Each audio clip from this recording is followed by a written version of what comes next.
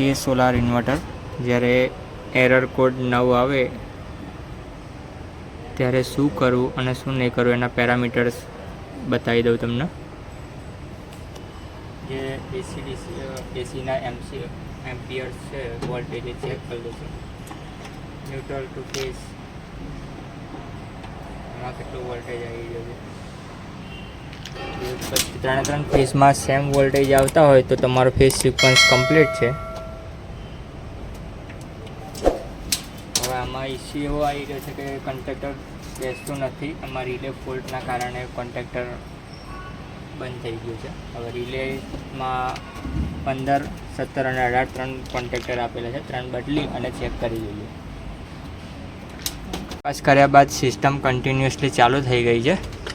જે error code 9 આવતો હતો તે અત્યારે બંધ થઈ વેઇટિંગ લિસ્ટમાં અત્યારે નોર્મલ મોડમાં સિસ્ટમ ચાલુ થઈ ગઈ છે.